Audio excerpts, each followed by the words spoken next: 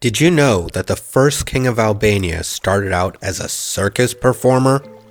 Well, maybe. Beginning in October 1912, the First Balkan War was a brutal and turbulent conflict. The states of Bulgaria, Greece, Serbia, and Montenegro fought against the declining Ottoman Empire, which had ruled the Balkans for centuries. By the end of the war, the Ottomans had suffered a catastrophic defeat. The map of southern Europe was redrawn, and the tiny country of Albania was re-established after almost 500 years of Ottoman rule.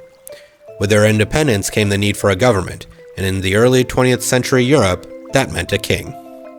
Enter Otto Witte. Otto Witte was born in 1872 in Germany. By his early 40s, Witte was working as an acrobat and sword swallower in a third-rate circus touring the Balkans in 1913, in the midst of the First Balkan War. As Witte described it, the first-rate circuses never went down there to begin with, and the second-rate circuses cleared out when they saw the guns being loaded and the cannons being unlimbered. That just left dregs like us. But the show must go on, and soon enough, Otto found himself about to star on a much bigger stage. As he would tell the story later in life, after the war, Albania still had a large Muslim population, including a sizable Ottoman garrison. To rule the new kingdom, Albania sent the Ottoman Sultan Mehmed V.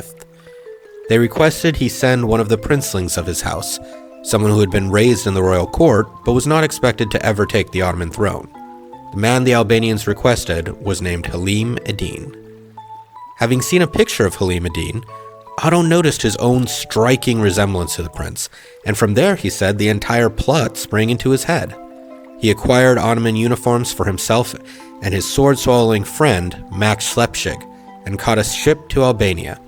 He would pretend to be Halim Eddin and take the throne himself. The leader of the Ottoman garrison in Albania was a man named Esad Pasha Toptani, an ambitious and ruthless man whose forces would later become known for torturing and burning their opponents alive. Esad Pasha had seen and taken part in his share of bloodletting. Like an aging lion, he was not a man to be trifled with, and he knew that everyone else knew that. Which is part of why Otto's plan succeeded. Upon reaching Albania, Otto left the ship, dressed in his splendid new uniform with medals shining brightly. Pretending to be Halim Eddin, he went straight to Toptani's barracks and demanded to know why the Pasha had not sent a guard of honor to welcome their new king to his kingdom. Didn't Toptani know that Eddin would be arriving that day?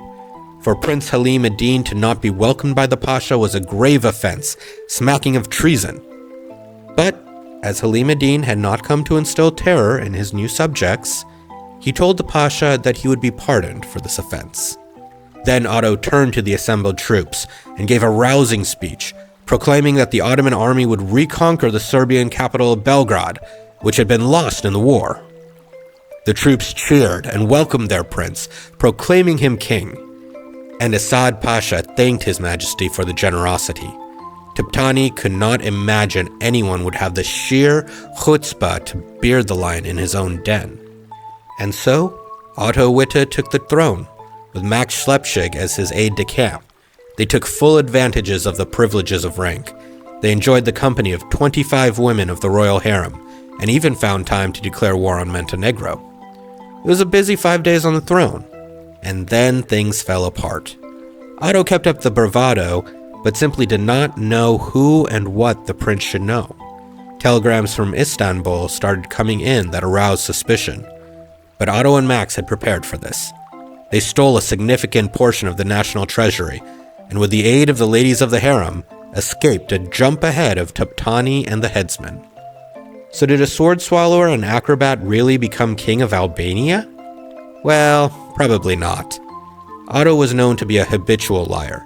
There is no record of any Ottoman princeling named Halim Eddin, and there are no local reports to substantiate Otto's claims.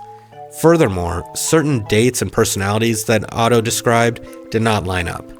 After World War I, Otto claimed to have run for president of Germany, gaining 230,000 votes, despite there being no record of his candidacy. Otto claimed he dropped out of the race to give Marshal Paul von Hindenburg a chance.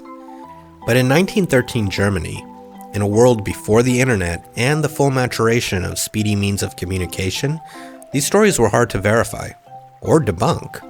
What we do know to be true is that when Otto showed up in Germany with his story of being king, he became a minor celebrity, interviewed and paid for speaking tours. For a little while. Not long after, the First World War broke out, and its reports of the wholesale slaughter of young men chased Witte off the front page. But the German government allowed Witte to amend his passport to carry the title Ehemaliger König van Albanien, or former King of Albania, for the rest of his life. And for the rest of his life, Otto Witte insisted on being referred to as such, and refused to accept any mail that did not use his correct title of Otto I. Although Otto's tale is likely not true, no one knows whether or not Otto himself believed it was. He never admitted it was anything less than genuinely accurate. And whether it was or not, Otto now rests under a memorial with the words "former King of Albania" carved into the stone.